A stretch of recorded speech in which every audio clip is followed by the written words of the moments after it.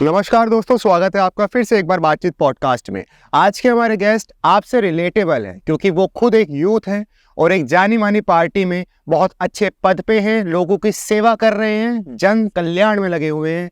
ज़्यादा टाइम ना खाते हुए मैं आज के अपने गेस्ट को इंट्रोड्यूस करता हूँ। स्वागत है मोहन भैया का। भैया स्वागत है आपका हमारे बातचीत पॉडकास्ट। बहुत धन्यवाद आपका, बहुत बहुत धन्यवाद। सबसे पहले तो आप कैसे हैं ये बताइए। मैं बिल्कुल ठीक हूँ भैया, आप ठीक हैं? मैं बहुत अच्छा हूँ भैया। मैं भी आपका बहुत बहुत धन्यवाद करता हूँ गौरव भाई कि आपने मुझे इस कार्यक्रम में बुलाने का सौभाग्य दिया, आपसे बातचीत करने का अवसर मुझे मिला है। मैं आपका बहुत बहुत धन्यवाद, आपका और आपकी पूरी टीम का बहुत बहुत धन्यवाद करता हूँ। धन्यवाद भैया। ज़्यादा समय ना खाते हुए हम सीधा एक सवाल पूछते हैं और शुरू करते हैं आज के इस hot and very spicy session को। भैया मेरा पहला सवाल है जो अक्सर लोगों के माइंड में रहता है लेकिन वो किसी भी पॉलिटिशियन से पूछ नहीं पाते हैं। मुझे एक सौभाग्य मिला है कि मैं आपसे पूछ रहा हूँ। भैया पॉलिटिकल रैलीज में, पॉलिटिकल कैंपेन्स में, इलेक्शंस के दौरान नेताओं का बहुत पैसा खर्च होता है, ये संख्या करोड़ों में है। चुनाव के बाद इस पैसे को नेता रिकवर कैसे करते हैं या इतना पैसा आता कहाँ से है कि वो बेझिझक इलेक्शंस में पैसा खर्च कर सके? देखिए भैया, मेरा ये व्यक्तिगत मानना है, मैं कहाँ तक सही हूँ या कहाँ तक गलत हूँ ये तो सब लोग विचार के बाद तय करेंगे, लेकिन मेरा ये व्यक्तिगत मानना है कि एक नेता को चुनावी स्थिति तक पहुंचने में, चाहे विधानसभा का चुनाव हो या लोकसभा का चुनाव हो जी उस स्थिति तक पहुंचने का जो संघर्ष है जी और उस संघर्ष में जो उसके साथी रहे हैं, चाहे वो आर्थिक रूप से मदद करने वाले लोग हों, मैं स्पष्ट रूप से कह सकता हूँ, इसमें मुझे कोई संकोच नहीं है। क्योंकि एक नेता को बनने में मेरा ऐसा व्यक्तिगत मानना है कि हजारों लोगों का सहयोग होता है। किसी का आर्थिक रूप से होगा, किसी का आपको संसाधनों के रूप में होगा, बिल्कुल सही बात है, किसी का आपको व्यवस्थाओं के रूप में होगा, कुछ लोगों का आपको धन के रूप में होगा, कुछ लोगों का आपको भीड़ के रूप में होगा, कुछ लोगों का आपके साथ मानसिक रूप से सहयोग होगा।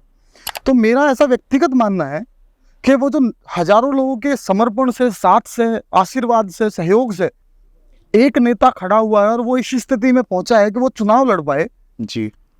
तो जिस दिन वो इस स्थिति में आता है कि वो चुनाव के इस समर में कूदता है, उस दिन वो सब लोग उससे ज़्यादा उत्साहित होते हैं जितना वो नेता होता है, और वो सब लोग अपने सहयोग से उस नेता का साथ देते हैं।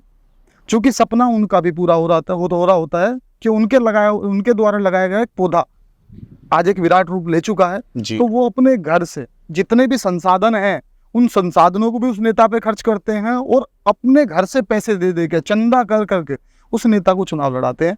तो मैं ये नहीं मानता कि ये पैसा कहीं से लूट के लाया जाता है या कहीं से उठाया जाता है, मैं नहीं मानता। मैं ये मानता हूँ कि उसके समर्थकों द्वारा, उसके परिवार के सदस्यों द्वारा, उसके चाहने वालों के द्वारा, उसके प्रशंसकों के द्वारा ये पैसा किसी न किसी रूप में उन्हें दिया जाता है, जिसकी रिकवरी वो अपने सहयोग के रूप से करते हैं। स्वाभाविक लोग, जो सामाजिक लोग हैं, वो किसी न किसी रूप से अपने की मदद करते हैं। सही बात है, सही बात। मेरा तो ऐसा मानना है भैया।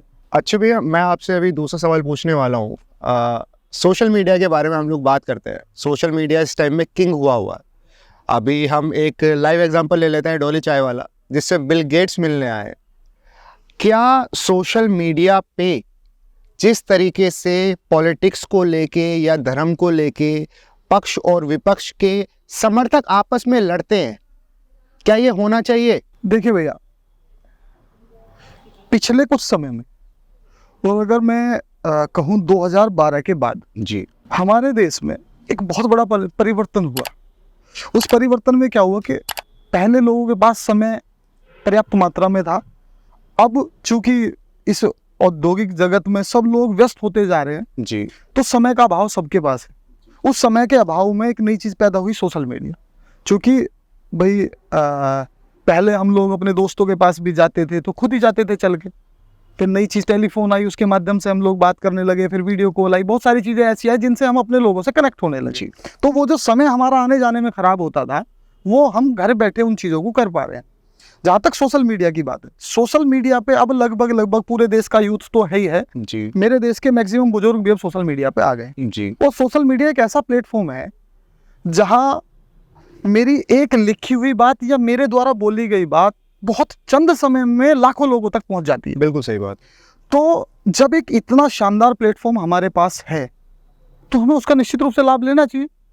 मुझे कोई बात कहनी है मैं सबके घर जाके नहीं कह सकता, लेकिन मैं अगर अपने प्लेटफॉर्म पे कोई बात कह रहा हूँ तो जितने लोग मेरे से जुड़े हुए हैं उन तक मेरी बात पहुंच रही है ना भैया। बिल्कुल सही बात। अब वो बात सही है या गलत है वो अलग विषय है। रही समर्थकों के और इनके लड़ने की बात, देखिए मेरा विचार है किसी भी चीज को लेकर, मेरा कोई विचार है, मुझे मेरे विचार को मर्यादा के साथ, संस्कारों के साथ अपने प्लेटफॉर्म पर रखने का अधिकार है। बिल्कुल सही बात है तो मुझे रखनी चाहिए जी। अगर मेरे उस विचार से किसी को असहमति है तो वो मर्यादा के दायरे में आके वहां वाद विवाद करे, कोई समस्या नहीं है। लड़ाई झगड़े का तो कोई विषय ही नहीं है जी। हम लोग देखिए विचारधारा की राजनीति है, मेरी विचारधारा कुछ है, हो सकता है समाजवादी के लोगों की विचारधारा कुछ और हो, तो सही बात। बसपा के लोगों की विचारधारा कुछ और हो। तो विचारधारा का अगर हमें प्रतिस्पर्धा करनी है तो हम लोग वाद विवाद को मर्यादा में रह के करें ना, बिल्कुल सही इसमें बात। क्या समस्या है। बट सोशल मीडिया पे लोग मर्यादा में नहीं रहते, क्योंकि कहीं ना कहीं उनको इस चीज की आजादी मिल जाती है कि कोई घर पे थोड़ी आ रहा है। मर्यादा ऐसी चीज है भैया, हमारे शब्दों से ही हमारे चरित्र का पता लगता है, हमारे परिवार का पता लगता है। सही बात है। तो मैं ये मानता हूँ कि किसी भी परिस्थिति में हमारे शब्द जरूर मर्यादित होने चाहिए और हमें हमारी बात कहने का जो ढंग है वो भी मर्यादा में और संस्कार में होना चाहिए। ये जो लोग मर्यादा तोड़ के बात करते हैं मैं उनके बारे में कोई बात करना नहीं चाहता, क्योंकि कहीं ना कहीं ये आपके परिवार को और आपके संस्कारों को दर्शाता है। अच्छा भैया, मेरा तीसरा जो सवाल होगा वो आपसे ये होगा कि बीजेपी या हम मोदी जी को कह लें, जो कि एक बिल्कुल साफ साफ चेहरा है बीजेपी का, हर जगह कहा जाता है कि सबका साथ सबका विकास, लेकिन कई जगह सुनने में ये आता है कि बीजेपी पार्टी को हिंदुओं के साथ, सनातन धर्म के साथ केवल जोड़ दिया गया है। आपका इस बारे में क्या कहना है कि हिंदू धर्म के लिए ही केवल बीजेपी है या बीजेपी सबके लिए? जहां तक आप देश के यशस्वी प्रधानमंत्री मोदी जी के बारे में बात कर रहे हैं, वो आज इस देश के नेता नहीं है, इस दुनिया के नेता है। पूरी दुनिया उनकी तरफ देख रही है। और मेरी तो छोटी सी उम्र है, मैंने तो कभी ऐसा ना देखा ना सुना, और मुझे लगता है मेरे बड़ों ने भी कभी ऐसा देखा और सुना नहीं होगा कि जब दो देशों में, रशिया जैसे देश में के द्वारा किसी देश पर आक्रमण मतलब युद्ध किया जा रहा हो, उस बीच हमारे तिरंगे को लेकर चलने वाले बच्चों को दोनों तरफ से युद्ध का विराम करके, सैल्यूट करके वहां से सहसम्मान भेजा जा रहा हो, ये मोदी जी की ताकत है। सही बात है। ठीक है भैया। तो मोदी जी दुनिया के नेता है, मैं नहीं मानता मेरे देश के नेता है। और दुनिया का नेता ना भैया, कोई भी आदमी किसी एक चीज को लेके नहीं बन सकता। और मोदी जी तो स्पष्ट रूप से कहते हैं सबका साथ, सबका विकास, सबका विश्वास। तो इसमें ये कहाँ से आ गया कि मोदी जी सिर्फ एक पक्ष के हितैषी हैं, ये एक पक्ष की चिंता करते हैं। हाँ, इतना जरूर है कि देश के यशस्वी प्रधानमंत्री जी ने ऐसे अनेकों मुद्दे हैं जो कहीं ना कहीं इन समुदायों के बीच एक लड़ाई का कारण बने हुए थे जी, जिनका निष्कर्ष ही नहीं निकल रहा था और उन पे समाज आपस में भिड़ रहे थे, लड़ रहे थे। देश के यशस्वी प्रधानमंत्री जी के निर्देशन में जैसे भी वो व्यवस्थाएं हुई, लेकिन हमें अनेकों ऐसी समस्याओं का निराकरण हुआ है हमारी का, जिससे शायद मुझे लगता है आने वाले समय में इस तरह के झगड़े ही खत्म हो जाएंगे। सही बात है। हम लोग बात करें भव्य श्री राम मंदिर की, क्या कल्पना की थी किसी ने? बिल्कुल भी। कितना बड़ा विवाद बना के रखा हुआ था इस देश में, सही बात। खत्म हो गया ना। पूरे देश ने सहर्ष स्वीकार किया ना, देश में दीपावली मनी ना।